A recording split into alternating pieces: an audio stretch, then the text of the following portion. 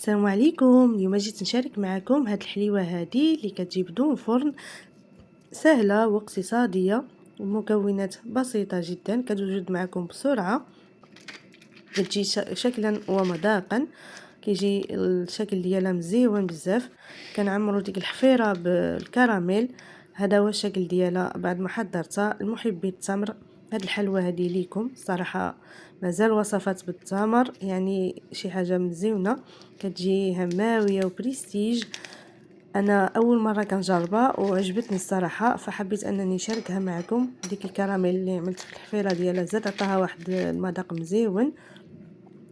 اذا عجبكم الفيديو ما تنسوش تخلوا لي لايك واشتراك وكومونتير زوين، وتبعوا معايا الفيديو خطوه بخطوه. يلا ونحضروا هذا الخير. عندي هنايا نص كيلو وربع د التمر معجون نوعيه جيده. غادي نزيد عليها معلقه كبيره د الزبده،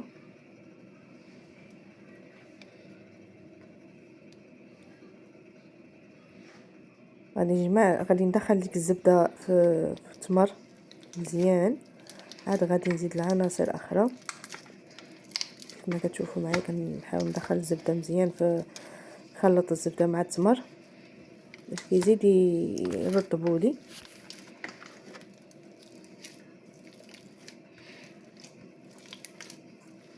بهذا الشكل هذا صافي. هنا بعد ما ساليت غادي نزيد واحد الساشيات الفاني. عندي هنايا طاسه ديال بسكوي ماريا مطحون مزيان، اولا اي بسكوي كتفضلوه، يعني ماشي ضروري ماريا. المهم عندي هنايا طاسه د اللوز محمر حتى هو مطحون،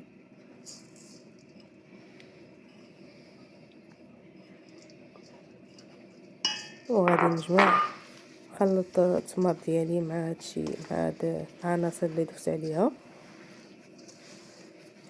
واحد شويه صافي. وغندوز نحضر الشوكولات اللي تا هو غادي نضيفو لهاد الخليط ديالي.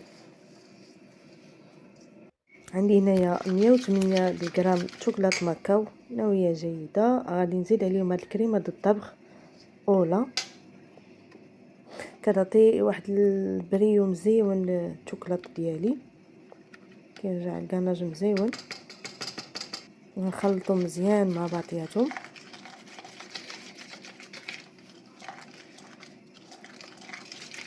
هذا كيف ما هو موضح في الفيديو، كيرجع لي الكاناج مزيون، نعطي واحد البريو مزيون كما شفتوا.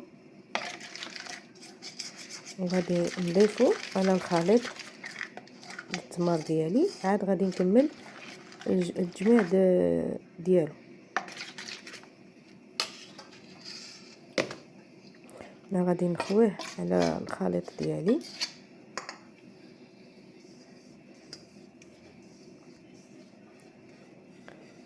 خويه مزيان.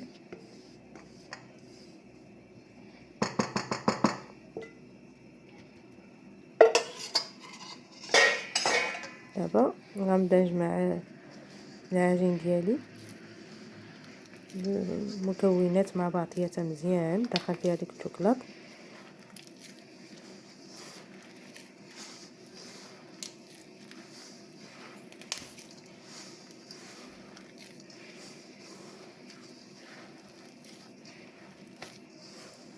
صافي كنبدا نخلط مزيان.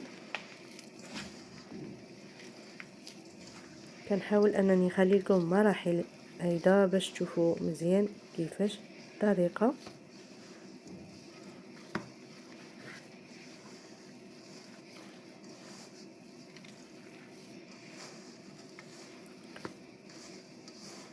صافي كنجمع مزيان. هنا بعد ما جمعتها كان هذا هو القوام ديالها، كتجي رطبه مهلكه. ندوزو لطريقه التحضير، ندوزو نحضروا الشكل اللي بغينا.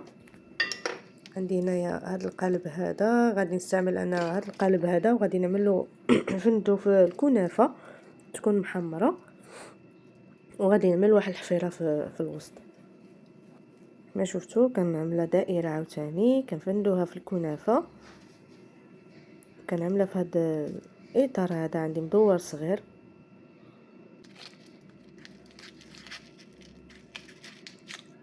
كنعمل الحفيره كيف ما هو موضح. صافي كنستمر بهذه الكيفيه هذه. حاولت انني نوريكم مراحل حتى كنسالي الحلوى ديالي. عاد ديك الساعه كنعمر ديك الحفيره اللي خليت بالكراميل. والتزيين حسب الرغبه، ممكن تعملوا لوز افيلي فوق الكراميل، ممكن اي حاجه.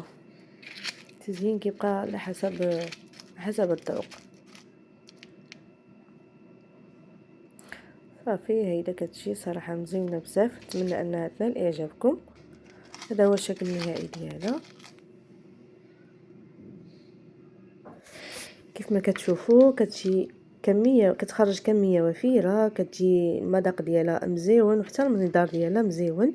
ممكن تزينوها حسب الرغبه، انا اكتفيت بها هيدا. كتجي صراحه مزيونه، وحتى ديك الكراميل اللي في الحفيره ديالها كيعطيها واحد المذاق مزيون. كتستحق تجربه لمحبي التمر. هاد الحلوى هذه ليكم كما قلت لكم. شكرا بزاف على ميساجاتكم الزوينه والمحفزه، كنشكركم بزاف. كنتمنى ان القناه ديالي تنال الاستحسان ديالكم.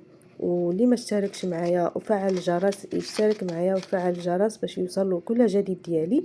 بسلامه.